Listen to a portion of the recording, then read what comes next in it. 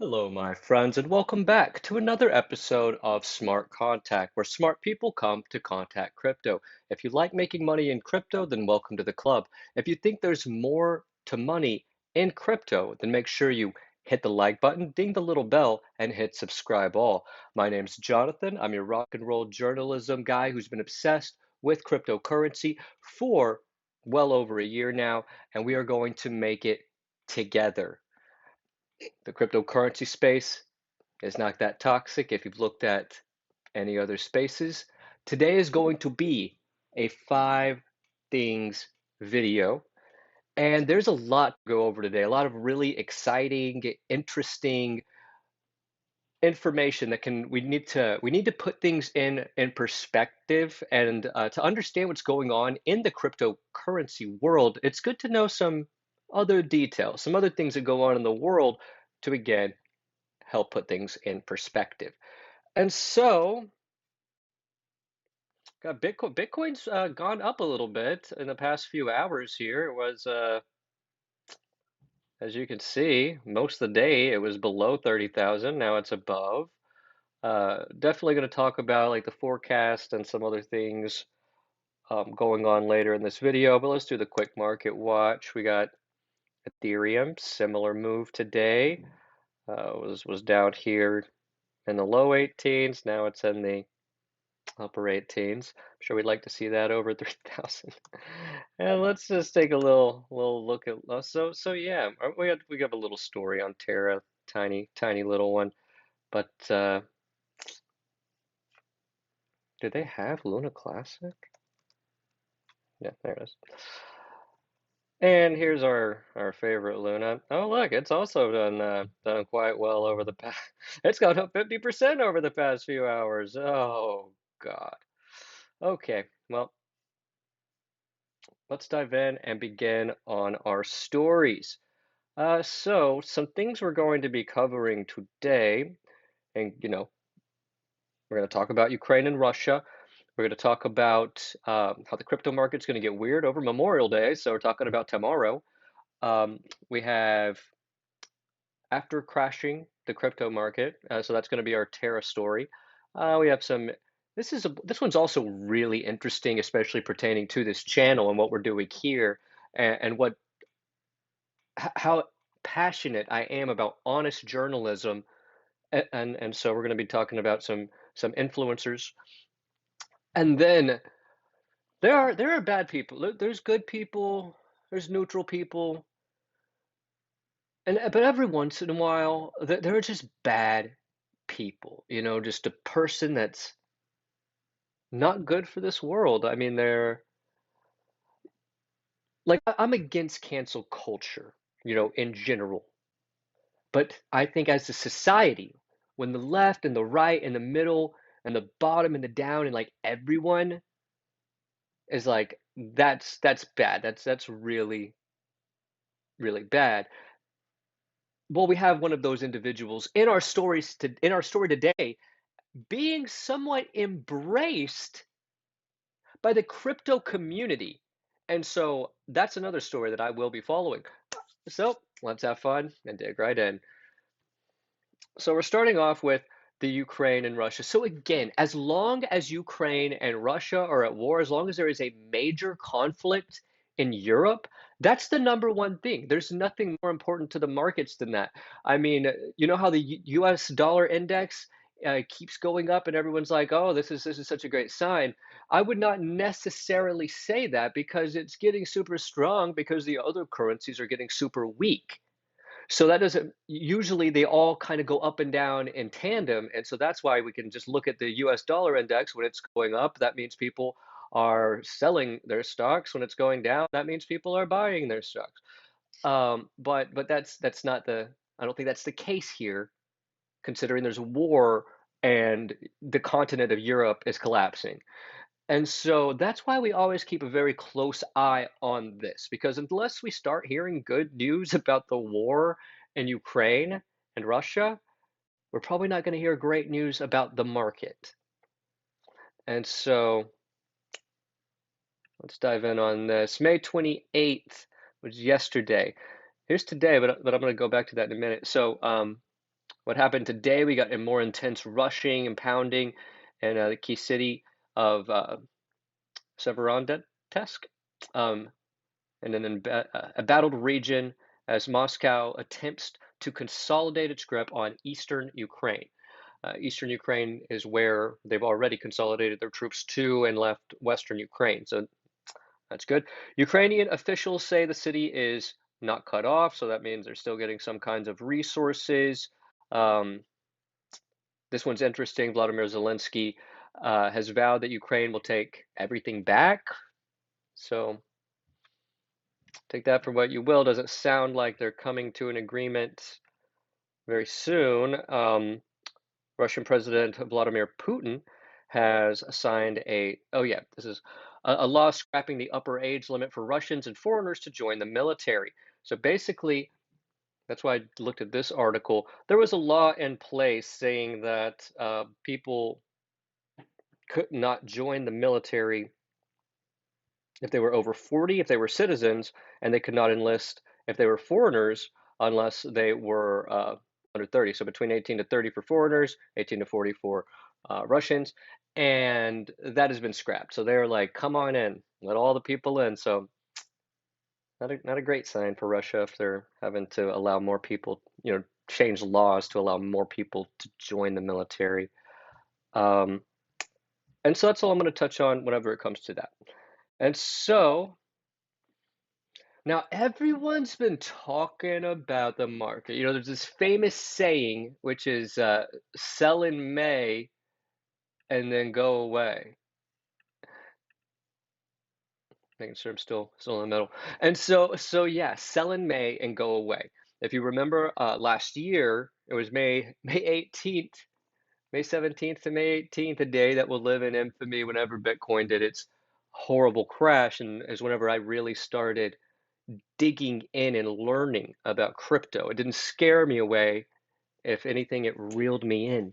And so to see, it was so fascinating. And so the question is, a lot of people are saying we're right around or a little below where we were back in May. And a lot of these coins were well below their Luna. It's disappeared. And so a lot of people are saying, and another thing, we've been going down for 9 straight weeks. This is a record for Bitcoin. The most that it ever gone down is 6 weeks straight before that. And so a lot of people are saying that we're due for a correction, due for a rally, possibly up to the $37,000 range. Now, definitely the general consensus, what most people are saying is just because it goes down 9 times doesn't mean it's not going to go down another 9 times. This is the end of May. Tomorrow is Memorial Day. It's the last, let's see, how many days are there in May? There's just a couple days left. I was listening to a prominent crypto YouTuber. I don't even know who it is because I was actually listening to it on Spotify. Um, and I mean, he was just going off about how bearish he is. He was like, why do you still have any cryptocurrencies? Sell your cryptocurrencies, sell them right now. And then if it doesn't go down another, 30 to 50% over the next few days, then just get back in. And so it's all very interesting, but there does seem to be a general bearish consensus that most people are getting out of the market right now in anticipation of a major capitulation event, taking us down, altcoins down another 50, 70, 80, 90%, Bitcoin down another 50%. And so I do think that downtrend, that down move is coming, and it could very well be tomorrow. I'll keep you up to date on what I'm doing. And so now let's move, and so let's look a little bit more into this story. Cryptocurrency is probably headed for more bouts of downside. I mean, it's mainly everything I was just talking about. Things could get weird. Let's see, I think I snipped some.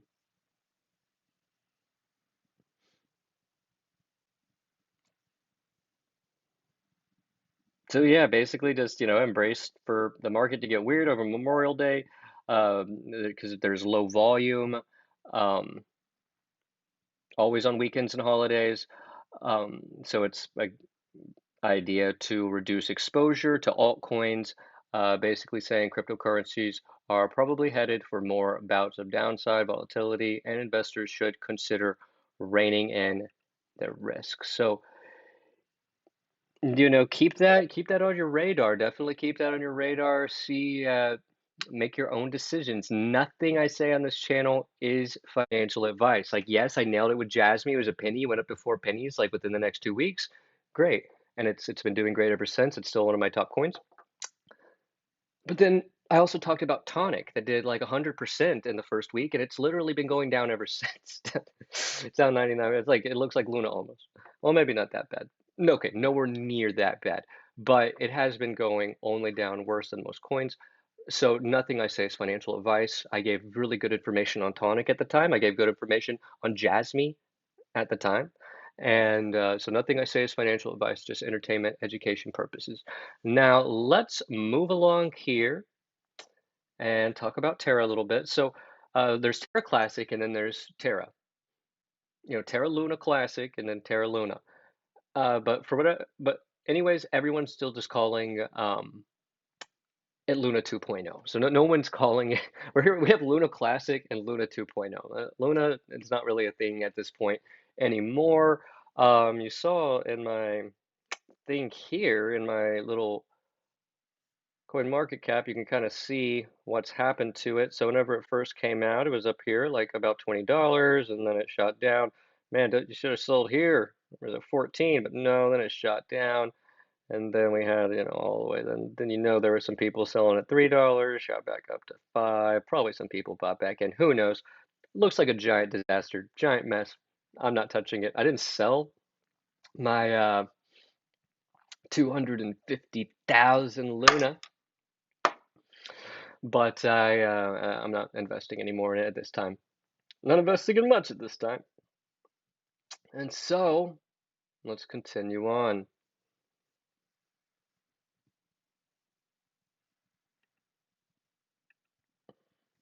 This is going to be the influencer story, and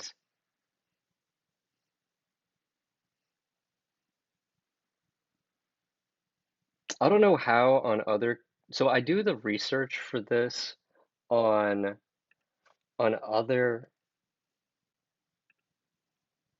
computers. And so I'm wondering, like, is it Brave? Is Brave not letting me view these articles? Because God, God, it makes me so angry. Just the concept of journalism, the fact that they want to charge you just for basic information, it's not how it should work. It's not how it should work at all. And so this disgusts me. This absolutely disgusts me. The New York Times, they are what they do is they all they do are be mouthpieces for the ultra wealthy that have way too much control over the information that we have. They are an insider, they are the corporate media, and you can tell. So how important is New York Times information, right? Obviously not very important if they're charging people. I mean, it's ridiculous. Important if you really care about journalism and you care about information, then you want to get it out there. You don't want to do something disgusting like these overpaid people at the New York Times. Well, anyways, I did take some notes on it at least. And so, so yeah, I will take any chance I get to vent about the corporate media. No, thank you. No, thank you, sir or ma'am. But I do have some stuff here, so I'm just going to read it off. Um, and so what some crypto influencers do is they take endorsements, they take coins, and then they promote them.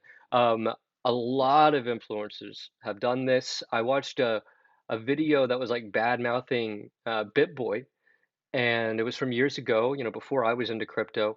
And And it's a good example. There was a coin that promised that there was no chance of it going down, and then it, went down to basically zero. It did go down as much as Luna. It wasn't as big as Luna in the first place, but it did disappear. And and based on that video, he knew, and so a lot of channels do this. And I'm sure you've seen it all over the place, but that's not. I would never, under any circumstance, accept a gift, much less a directly obvious financial gift, and then do a story on that. I mean, that is so unethical, and it is somewhat common.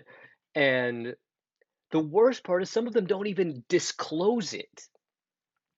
And so all of that makes me so sick. Now, of course, if you made changes and you didn't know beforehand, I have a degree in journalism. So I understand how unethical that is. So if you were just starting and you like crypto and you got a camera and we were just starting, and then somebody offered you money and you didn't know that how horribly immoral and unethical that is, then okay, I'm not saying you did it and so you're the worst. But it's not something that I do, and it is something that some people are taking notes of. But then there's the other end of the spectrum where you think you're so great that you don't want to give people information on the internet unless they give you money. And this, okay, so there's two sides, and the New York Times lies all the time too. But they do have some good articles. They are an official news source, unfortunately. And so here's just some clips from the article that we can't read. A far seedier form of crypto promotion has flourished on social media, rife with undisclosed conflicts of interest and exaggerated claims about skyrocketing profits. Celebrity influencers like Kim Kardashian and Floyd Mayweather have made millions of dollars endorsing specific and often dubious crypto investments, urging fans to buy obscure coins that quickly crash in value, or shilling little known collections of non fungible tokens, the unique digital files known as NFTs. And crypto promotion occupies a legal gray area. Under federal law, people marketing securities are required to publicly disclose payments for promotions.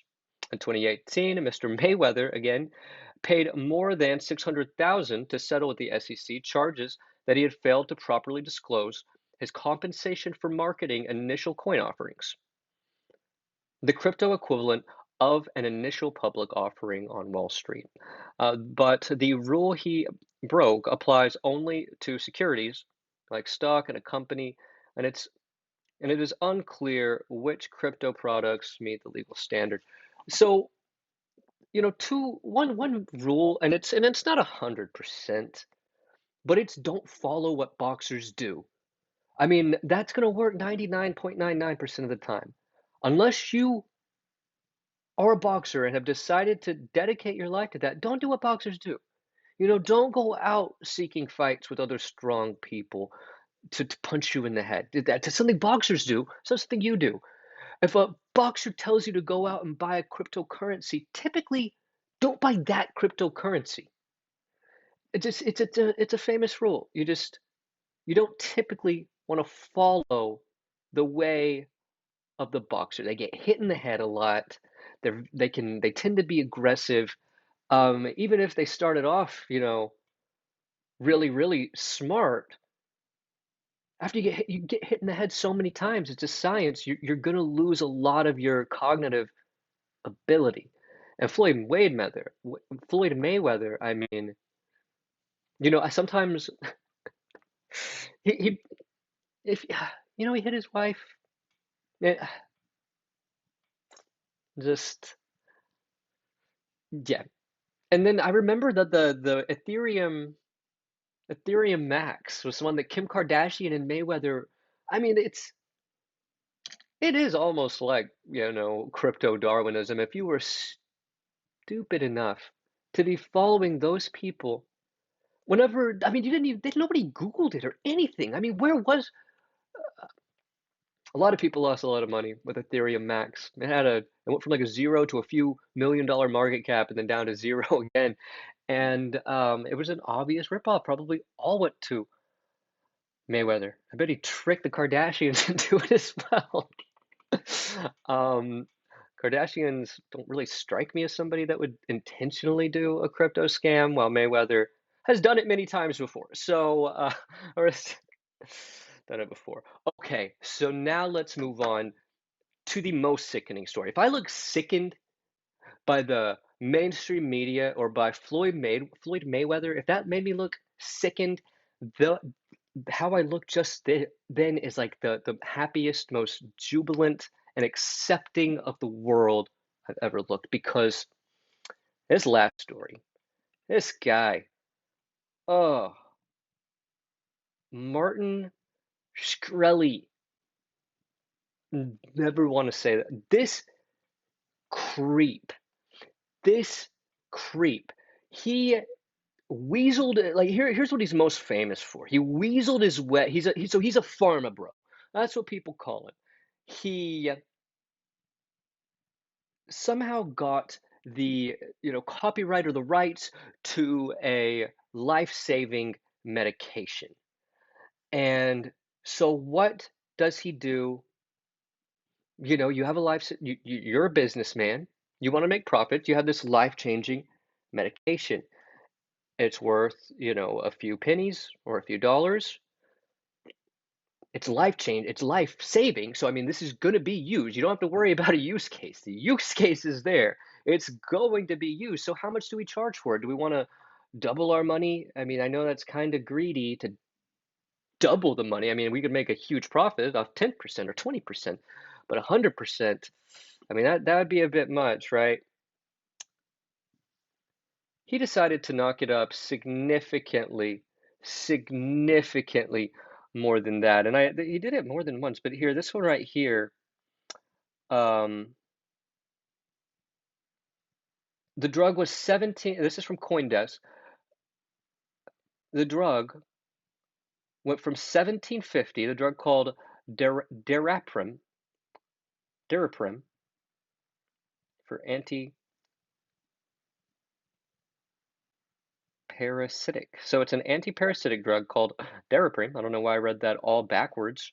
But it's it went from $17.50 per tablet. So it would be insane to double that for a life-changing drug, but not at all. Not at all. $750. $750 is how much he charged for this drug that cost a fraction of the 17 to make. I mean, this is a young guy. This is a young guy. He has not been beaten down. He has not been, lied to his whole life. No, this is the sleaziest scum, Batman villain creep. It's like a retarded Joker or Riddler. Have you seen the new Batman movie with Pattinson? And how there is this, there's this guy, and you just no one ever paid attention to him, and then he finally, blew up, and now he's the Riddler. This is like the retarded version of that. Like he thinks he's a supervillain, but he's really just a rich piece of shit. He's not a, this isn't a movie. He's just pure trash, just a trash person. And I see there's multiple times in this article, but also strangely beloved by who? Who the fuck beloves this horrible scum? I mean, they need to lock 39 former hedge fund manager who's secretly loved now that he people died because of him, and he did end up going to jail. God, there's people like this. I mean, prison would be pretty. In my opinion, prison would be upscale, more than this guy deserves. Um,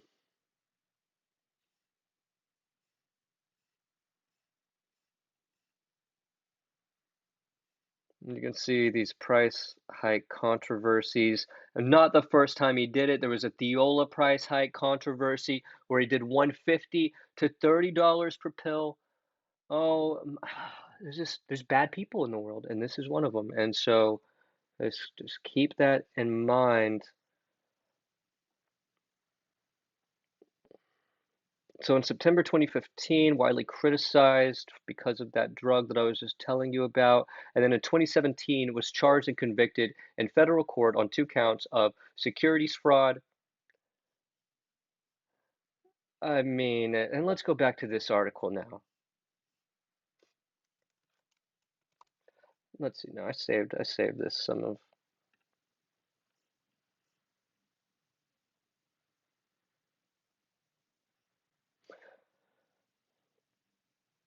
And so this is from this article. The article, what I'm about to read to you is from this article. Shkreli getting involved in crypto makes sense. The industry tolerates and even celebrates controversial figures.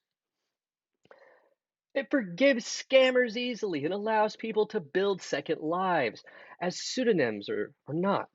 Onlookers might see Shkreli's open embrace of crypto and crypto's reciprocatory as speaking to crypto's nefarious and fossil attributes. Scams absolutely run rampant. In a sense, these people are right. If Farmer Bro completes his transformation to Crypto Bro, that is saying something about crypto's ends and purposes.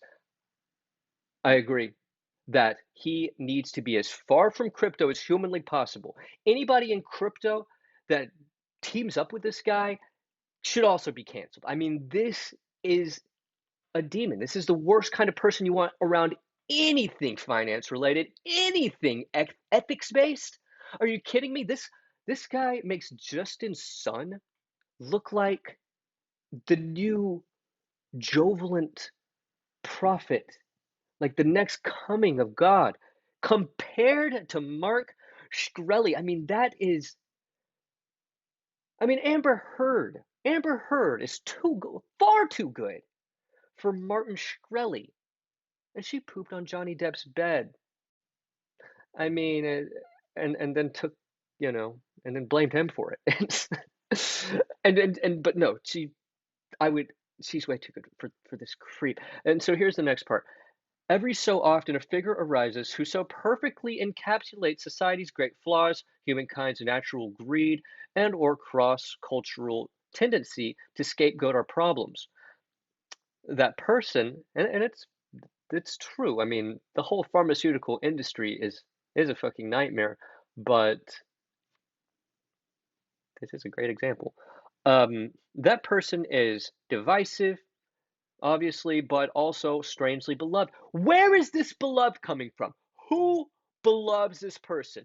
It has to be other scammers. It has to be not just basic scammers, not people who tried and failed, but people who are career scammers, the people who start businesses knowing they're going to bankrupt them, the people who just charge astronomical prices for life-changing things until they're taken to court and then get out and try to join crypto. Okay. Um, the former hedge fund manager turned convicted felon and social media troll with a cult-like following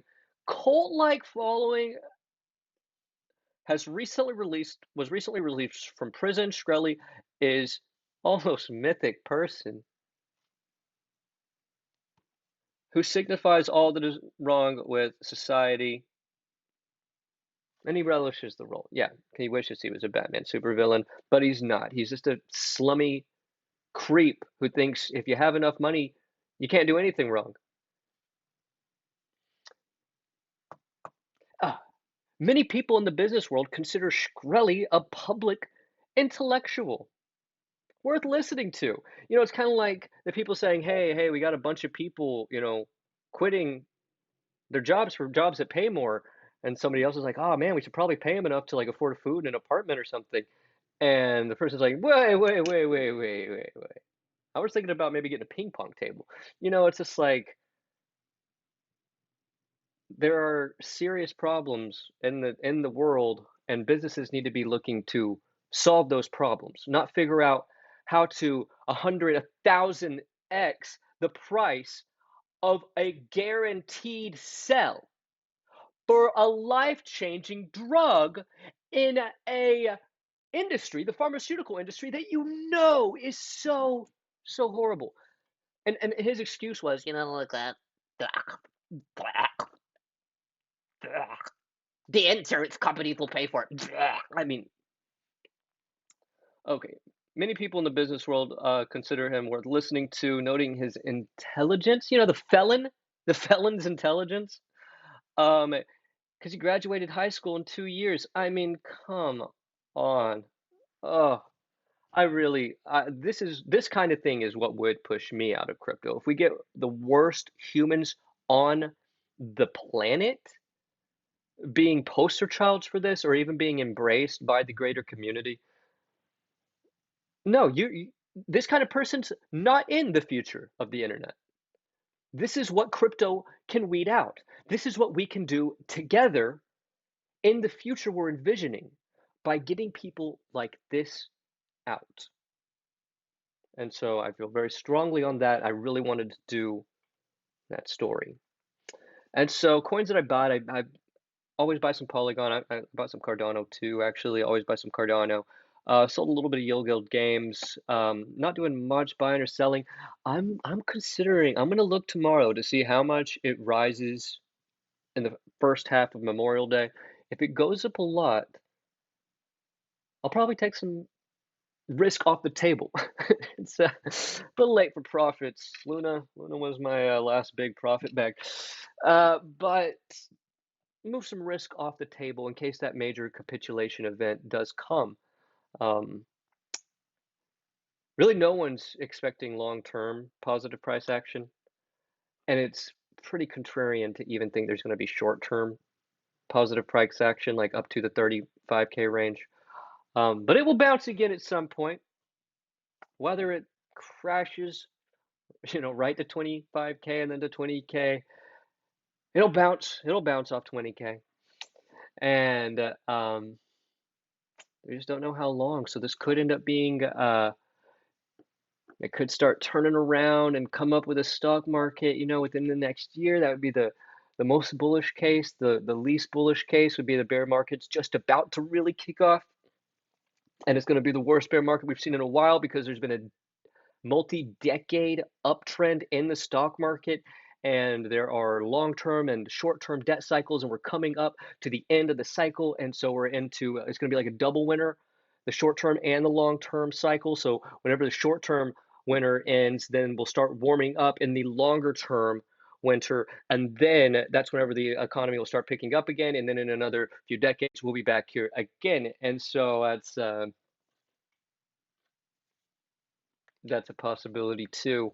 And then I learned from the book I read, Age and the like Cryptocurrency, the Age of Autonomy. It's a great book. Um, but yeah, that's gonna be basically it for today. So make sure you hit the like button, leave comments, let me know any stories you want me to do. This is a community-driven channel. I definitely appreciate you so much for turning in. All you lovers, all you loners, peace out, stay honest, stay cool, crypto on, and crypto off.